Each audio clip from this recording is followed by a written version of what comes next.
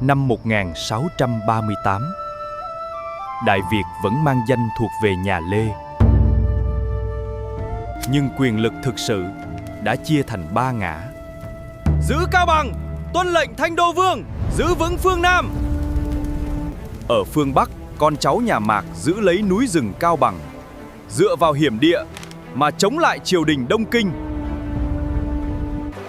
Còn ở phương Nam, chúa Nguyễn Phúc Lan xây dựng một cơ nghiệp ngày càng hùng mạnh. Tại Bắc Hà, Thanh Đô Vương Trịnh Tráng nắm thiên tử trong tay, Tuân lệnh, điều động quân đội quyết dẹp nhà Mạc để thống nhất phương Bắc. Ba thế lực, ba chí hướng và một Giang Sơn. Không thể có ba người cùng làm chủ. Một người giữ núi, một người nắm đại quân Bắc Hà, một người dựng cơ nghiệp bên biển lớn phương Nam. Nhưng không ai ngờ rằng kẻ khiến Trịnh Tráng hao binh tổn tướng chưa chắc chỉ là nhà Mạc, và trận chiến khiến người phương Tây kinh hoàng nhất lại sắp nổ ra trên biển Đàn Trong. Năm 1638, Mạc Kính Khoan qua đời. Con trai ông, Mạc Kính Vũ, chuẩn bị kế thừa cơ nghiệp nhà Mạc. Cao Bằng là thành trì cuối cùng của nhà Mạc. Xin điện hạ tiếp tục nhẫn nhịn, chớ để Cao Bằng gặp họa. Sau khi kế vị, Mạc Kính Vũ từ bỏ đường lối quy thuận, phục hồi đế hiệu và công khai chống lại Lê, Trịnh.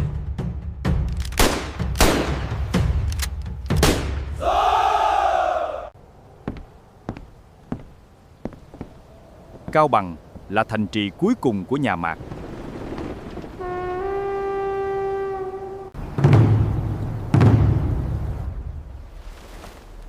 nhẫn nhịn để giữ tông miếu, hay cúi đầu để chờ người ta tới chém đầu?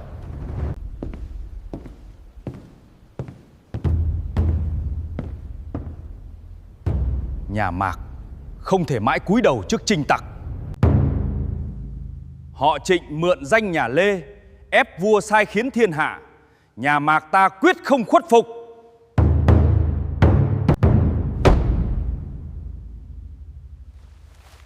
Truyền chiếu bố cáo thiên hạ, từ hôm nay Cao Bằng không còn nhận lệnh Đông Kinh. Chấm kế thừa đại thống, từ nay lấy niên hiệu là Thuận Đức.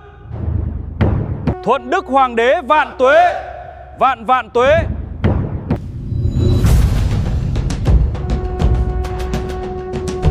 Tên Mạc Kính Vũ xưng niên hiệu Thuận Đức nhanh chóng truyền khắp thiên hạ.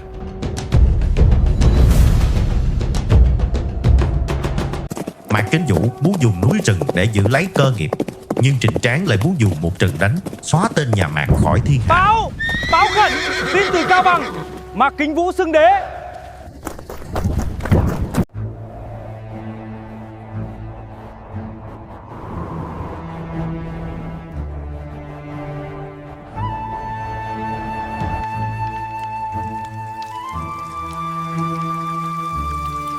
Mạc Kính Khoan từng cúi đầu xin hàng, nay con hắn vừa lên ngôi đã dám xưng đế.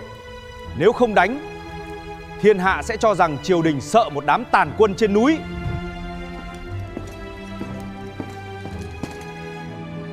Xin vương gia giao cho thần làm tiên phong. Trong 1 tháng, thần sẽ đem đầu Mạc Kính Vũ về Đông Kinh. Quân Mạc Thế Cô chỉ dựa vào thành núi. Đại quân vừa tới, tất chúng sẽ tự tan. Được, Hạ quận công làm tiên phong, Lâm quận công tiếp ứng. Bổn vương sẽ đích thân thống lĩnh trung quân.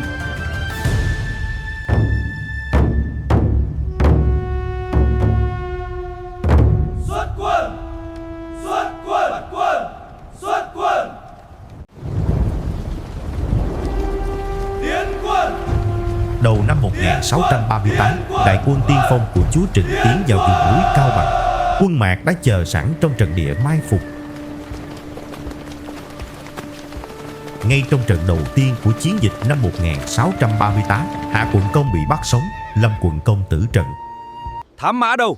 Vì sao phía trước không có tin báo? Có mai phục!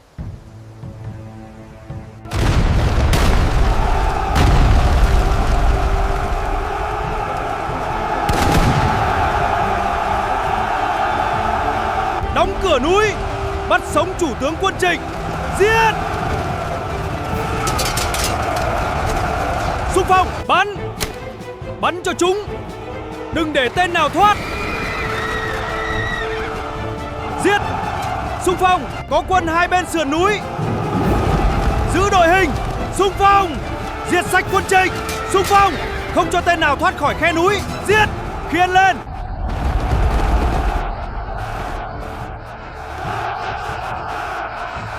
Không được lùi! Theo ta phá vây!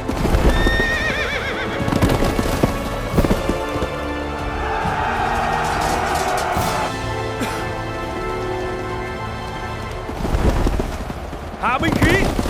Bắt sống hắn! Tuân lệnh! Rút! Mau rút khỏi khe núi! Giữ lấy quân! Giữ lấy quân!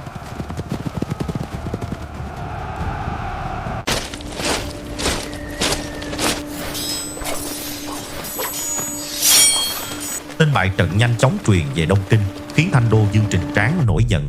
Khẩn báo! Quân tiên phong thất trận! Một người bị bắt, một người bỏ chạy rồi bị giết.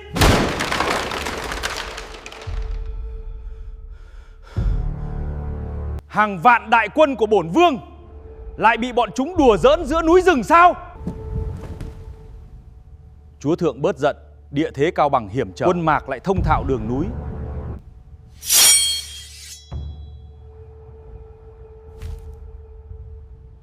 Truyền lệnh chia quân 4 mặt, khóa đường núi, cắt lương thảo, vây chặt thành Cao Bằng.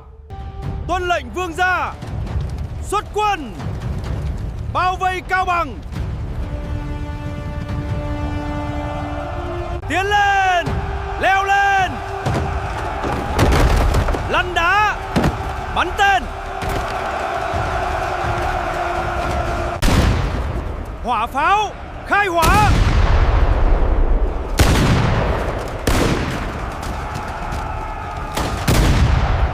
Chặn đoàn lương, không để chúng tiếp tế.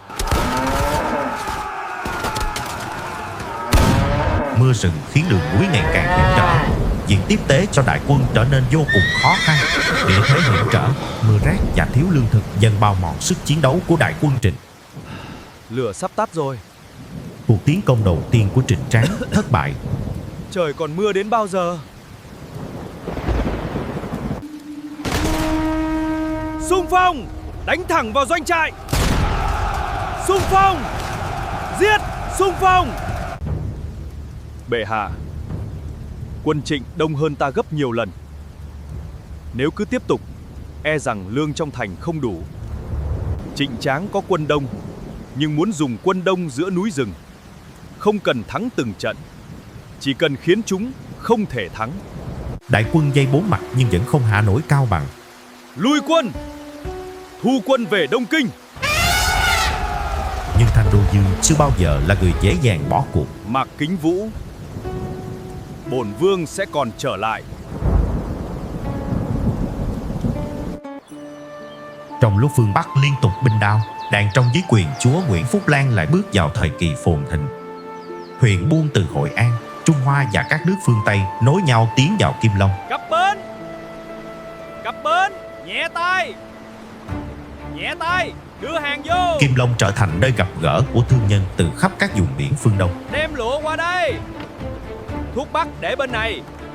Hàng hóa từ nhiều quốc gia được kiểm tra trước khi đưa vào phủ Kim Long. Kiểm đủ hàng, góp phần tạo nên sự phồn thịnh của đàn trong. Ghi sổ, đưa vô kho. Phủ Kim Long nằm bên dòng sông Hương, rộng rãi và tráng lệ, trở thành trung tâm chính trị và thương mại lớn nhất của đàn trong. Mời quý khách vào phủ. Các thương xa lần đầu đến Kim Long đều kinh ngạc Hàng hóa đưa qua bên này. trước sự giàu có và phồn thịnh của phủ chúa Nguyễn.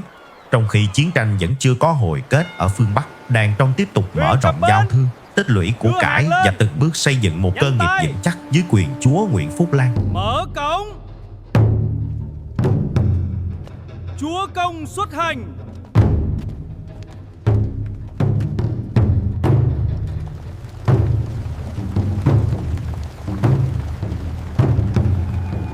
chúa công giá đáo.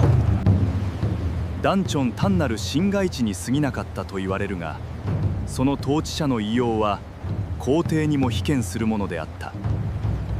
Phụ Dương để lại cho ta một cơ nghiệp vững vàng, nhưng giữ được cơ nghiệp này còn khó hơn dựng nên nó. Phương Bắc còn bận đánh nhà Mạc.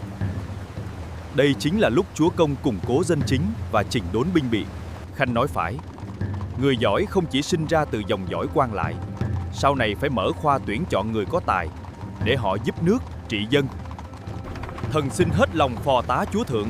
Chúa Nguyễn tiếp tục duy trì bộ máy quan lại thời chúa Sải, đồng thời đặt thêm các chức nội tả, ngoại tả nội hữu và ngoại hữu, gọi là tứ trụ, giúp chúa cai quản chính sự. Những năm sau đó, Đàn Trong còn tổ chức khoa thi chính độ và hoa văn, mở đường tuyển chọn nhân tài cho chính quyền phương Nam. Báo gấp, nhường đường. Báo gấp. Báo. Nguyễn Khắc Liệt lại đem quân vượt biên, cướp phá Nam Bố Chính. Ít lâu sau, giữa chiến tuyến Trịnh, Nguyễn, một kế ly gián sẽ làm thay đổi cục diện cuộc chiến. Muốn giết một tướng địch, chưa chắc phải dùng đến đao kiếm của ta. Từ Kim Long, một bức thư bí mật được gửi ra phương Bắc. Nguyễn Khắc Liệt trước kia từng ngầm phục tùng phụ vương ta.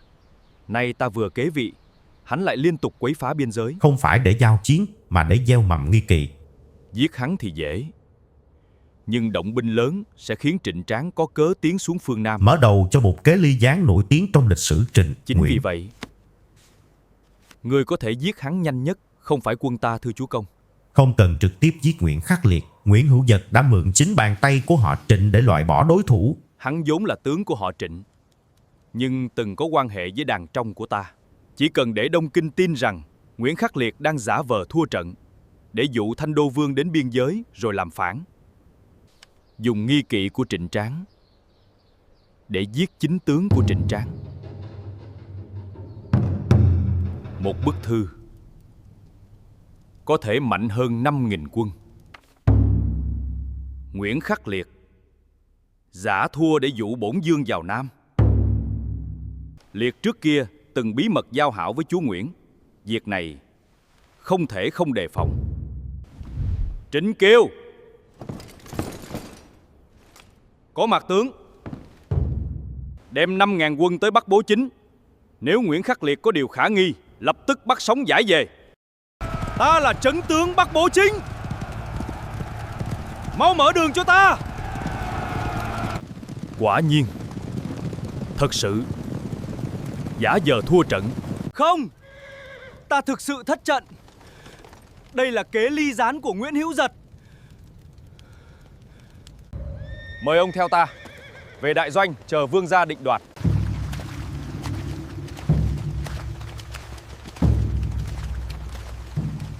Tháng 6 năm 1640, quân Nguyễn chiếm được Bắc Bố Chính, mở đầu cho một bước chuyển quan trọng trên chiến tuyến Trịnh, Nguyễn. Hai bên tạm giữ hòa hiếu. Sứ thần Đông Kinh xin dâng quốc thư của Thanh Đô Vương. Thanh Đô Vương nhắc lại tình nghĩa lâu đời giữa hai họ. Xin chúa Nguyễn trả lại Bắc Bố Chính để giữ hòa hiếu. Quân ta đổ máu mới lấy được đất đấy. Nay họ Trịnh chỉ gửi một bức thư, sao có thể chấp thuận? Lúc này họ Trịnh còn bận đối phó nhà Mạc. Ta trả lại một vùng đất để đổi lấy thời gian củng cố toàn cõi Đàng Trong. Mất một thành mà được nhiều năm chuẩn bị, chưa chắc đã là thiệt. Trả lại Bắc Bố Chính cho họ Trịnh, nhưng phải gia cố toàn bộ phòng tuyến phía nam sông Danh. Chúa công an minh. Đa tạ chúa thượng. Hạ quan xin hồi Đông Kinh phục mệnh. Đàn Trong chấp nhận đổi một vùng đất lấy thêm thời gian củng cố quốc lực. Ngoài chiến trường, Nguyễn Hữu Dật dùng một bức thư để giết tướng. Nhưng trong hậu cung Kim Long, một người đàn bà cũng sắp dùng thư mật để dẫn đại quân phương Bắc tiến vào Đàn Trong. Thiếp xin bái kiến chúa thượng. Phu quân mất sớm, thiếp chỉ mong được vào phủ để vơi bớt nỗi đau. Đây là vật phu quân từng quý trọng, thiếp xin dâng lên chúa công để lưu giữ. Nàng là người trong tông thất, không cần quá giữ lễ. Từ nay có thể tự do ra vào phủ, chúa công. Nam nữ trong tông thất cần giữ lễ nghi, Tống thị thường xuyên ra vào nội phủ, e sẽ sinh điều tiếng. Nàng vừa mất chồng, tâm cảnh còn nhiều đau buồn. Các ngươi không được lấy lễ nghi lạnh lùng mà làm khó. Từ giây phút ấy, cánh cửa nội phủ Kim Long đã mở ra với Tống thị. Và cũng từ đó, một biến cố âm thầm bắt đầu lớn dần trong lòng đàn trong. Xuân còn đây, người còn đây, xin để khúc ca này xua tan những ngày buồn. Thiếp chỉ mong Chúa Thượng có được đôi chút thanh thản. Thiếp chỉ mong có người còn nhớ đến người đã khuất. Nàng đã chịu nhiều thiệt thòi.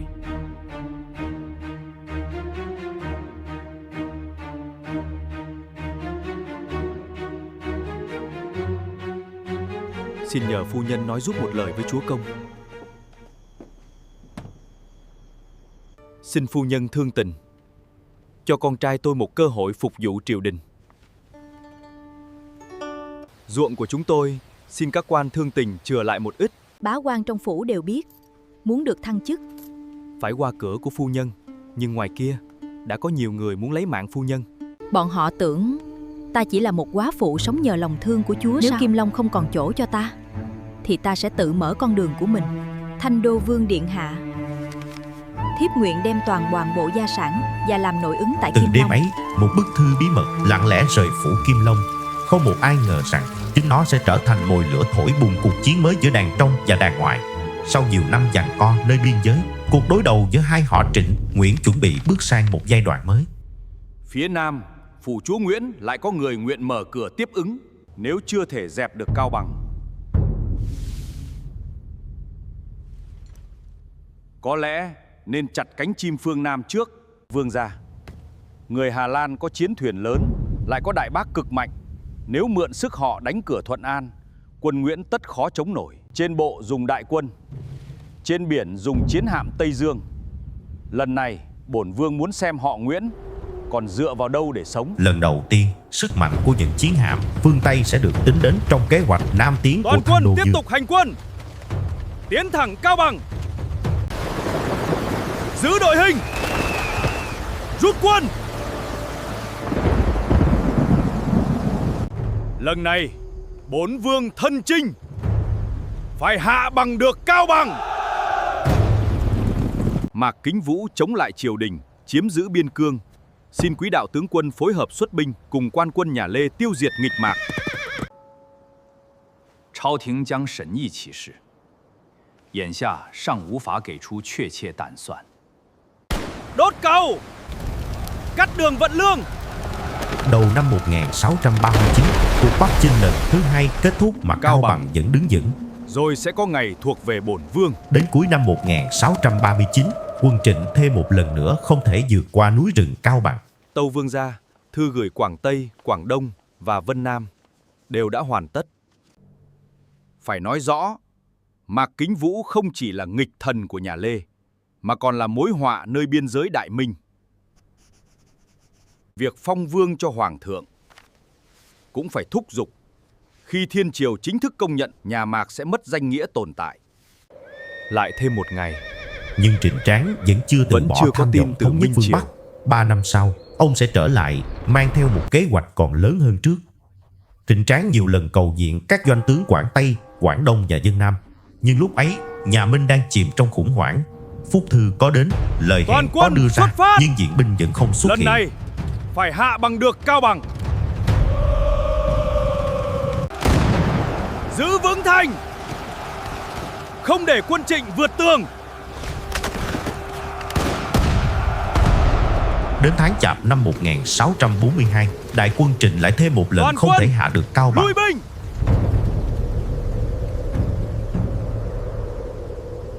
4 năm. Hết lần này đến lần khác, một Cao Bằng nhỏ bé lại giữ chân cả thiên hạ của bổn vương. Chỉ cần giữ, bắt buộc phải thắng. Chúa thượng, người bị thời gian ép buộc chính là chúng ta. Không phá được thành trên núi, Trịnh Tráng quyết mở một chiến trường khác ngoài biển.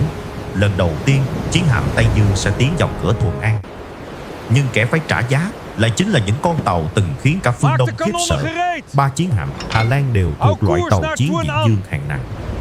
Mỗi con tàu mang theo hàng chục khẩu đại bác đồng cùng những thủy thủ dày dạn kinh nghiệm từng chinh chiến khắp Bắc Âu.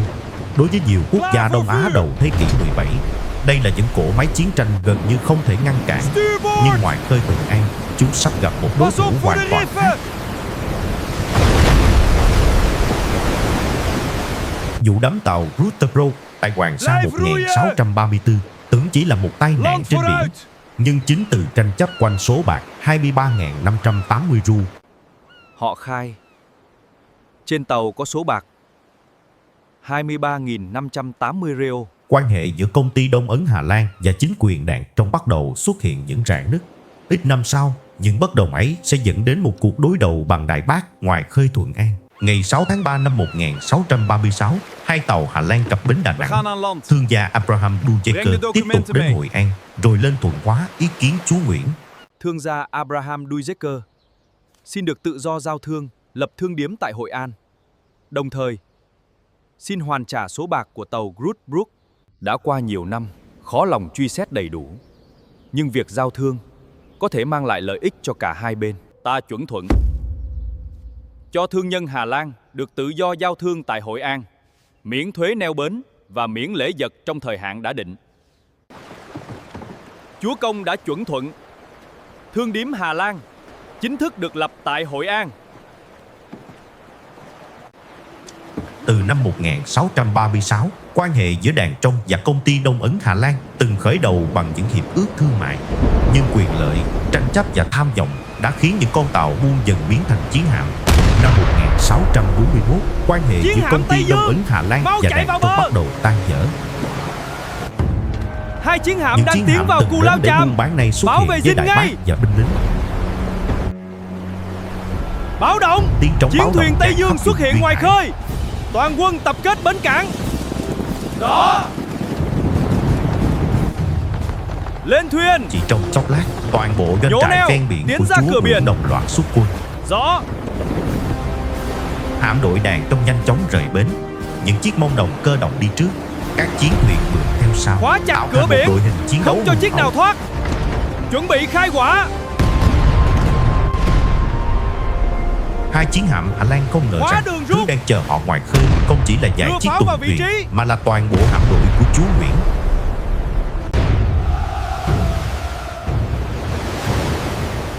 Khóa đường rút.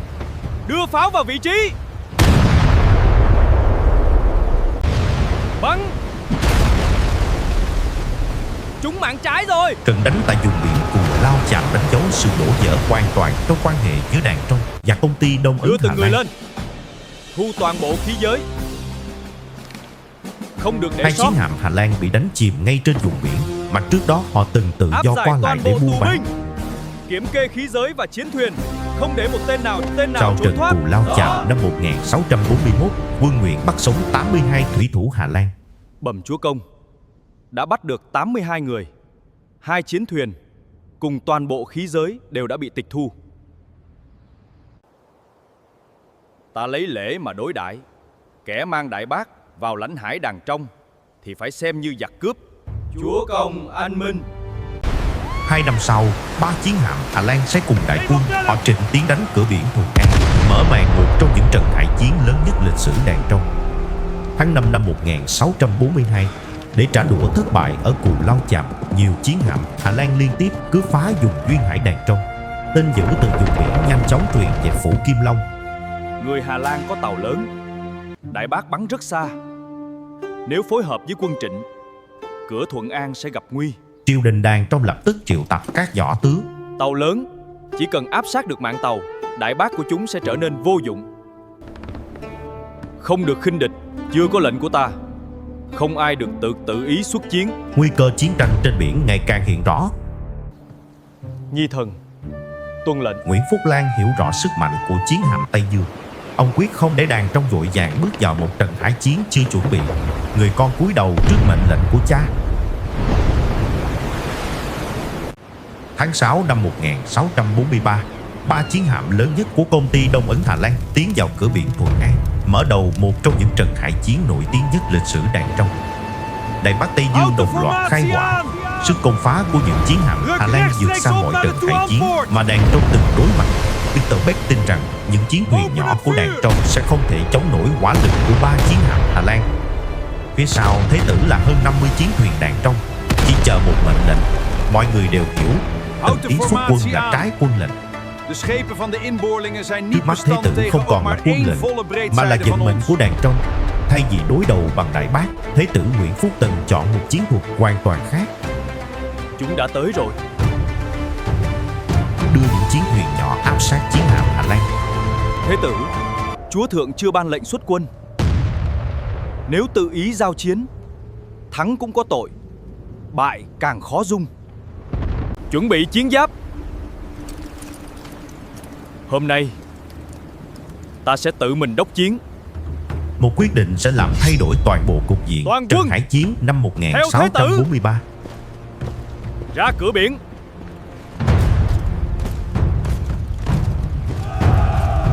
Nếu đợi lệnh truyền từ Kim Long tới đây, Đại Bác của chúng đã bắn vào tận Kinh Phủ. Có tội ta chịu, có giặc quân ta đánh. Toàn quân xuất kích, không đấu pháo với chúng. Chia đội hình áp sát mạn tàu. Đừng dừng lại, tiếp tục chèo, áp sát chiến hạm. Draai het schip. Gebruik de kanonnen aan stuurboord.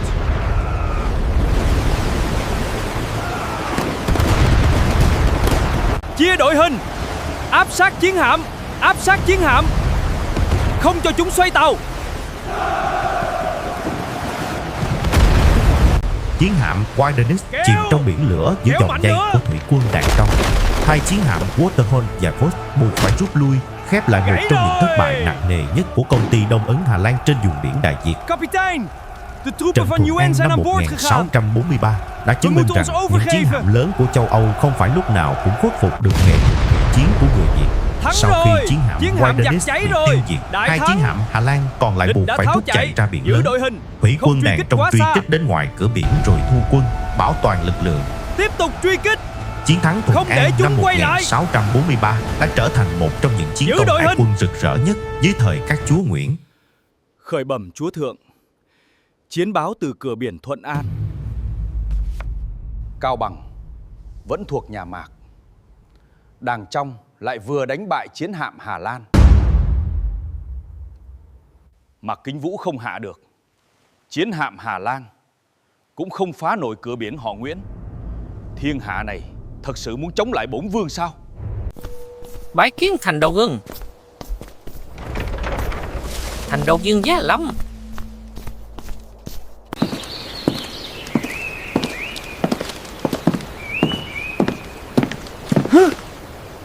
Xin Tiệp Dư dừng bước. Quốc sắc thiên hương như thế mà phải giam thân trong cung cấm này sao? Vương gia, xin chớ có lỗi đạo thần tử. Bổn vương chỉ hỏi đùa, sao nàng lại kiêu hãnh đến vậy? Hoàng thượng của nàng cũng ở trong tay bổn vương, nàng chớ nên lắm lời. Quyền nằm trong tay vương gia, muốn làm gì mà chẳng được. Thiếp chỉ là một tiện nữ, không có quyền thế nào ngoài lòng trung với hoàng thượng. Chỉ ít ngày sau, nắm tay Tiệp Dư ngay trong cung. Nàng còn dám đáp lại nữa. cả Đông Kinh đều bàn tán về lời nói ấy, mở đầu cho một biến động mới trong triều đình nhà Lê. Thanh Đô Vương nắm quốc chính đã lâu, nay lại công khai nói hoàng thượng ở trong tay mình. Nếu lời ấy Chỉ truyền trong khắp một thiên ngày, hạ, câu chuyện đã lan danh khắp nghĩa hoàng quân cung thần Đông sẽ Kinh. chẳng còn nữa. Tin đồn bắt đầu vượt khỏi hoàng cung. Chẳng bao lâu, cả kinh thành đều biết đến cuộc đối đáp trong hoàng cung. Chính những lời đồn ấy bắt đầu làm lung lay danh nghĩa mà họ trình gìn giữ nhiều năm. Vương gia, lời đồn đã lan khắp kinh thành. Người trong thiên hạ đang nói vương gia khinh nhờn hoàng thất. Một quyết định tưởng chỉ là việc trong hoàng tộc nhưng sẽ làm thay đổi cục diện chính trị Đại Việt. Hoàng thượng đã ở ngôi nhiều năm, hãy để thái tử lên thay. Ngày 23 tháng 11 năm 1643, một vị vua nữa của nhà Lê chuẩn bị rời khỏi ngai vàng. Chiếu nhường ngôi, xin bá quan nghiêm cẩn lắng nghe. Từ đây, Thái tử Lê Duy Hữu trở thành hoàng đế Lê Chân Thái Tông. tử Lê Duy Hữu chính thức kế vị hoàng đế. Hoàng đế thay đổi Bá quan nhưng hành lễ. quyền lực trong triều vẫn không đổi. Hoàng thượng, Trên danh nghĩa, đại việt vẫn thuộc về hoàng đế nhà Lê. Nhưng từ quân đội, triều chính cho đến việc lập vua, nhường ngôi đều nằm trong tay chúa Trịnh. Trịnh Tráng không cần ngồi lên ngai vàng, bởi quyền lực của ông đã đứng cao hơn chính chiếc ngai ấy. Hoàng thượng gia tôn vương gia, làm đại nguyên soái, thống quốc chính, thái thượng sư phụ, thanh vương. Thanh vương thiên tuế, thiên tuế, thiên Cuộc tuế. chiến kéo dài nhiều năm, nhưng thành Cao Bằng vẫn chưa từng khuất phục. Thanh Dương đã nắm toàn bộ triều chính, nhưng thiên hạ vẫn chưa nằm trọn Cao trong Bằng tay vẫn ông. đứng, nhà Mạc vẫn còn. Một bên là Cao Bằng, một bên là họ Nguyễn. Cả hai đều chưa chịu khuất phục. Biển này không dành cho kẻ xâm phạm. Sau chiến thắng trước chiến hạm Tây Dương, quyền làm chủ biển cả của Đàn Trong càng thêm vững chắc. Nhà Mạc giữ núi, họ Trịnh giữ vua, chúa Nguyễn giữ biển và miền đất phương Nam.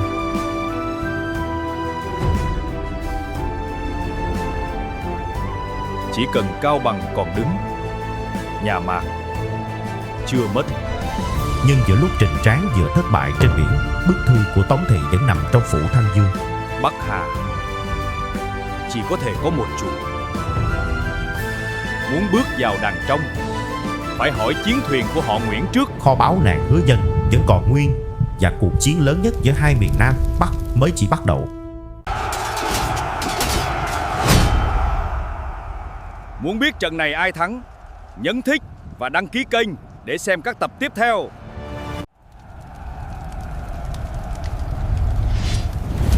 Đại Nam ngoại truyện, kể lại lịch sử theo một cách mới.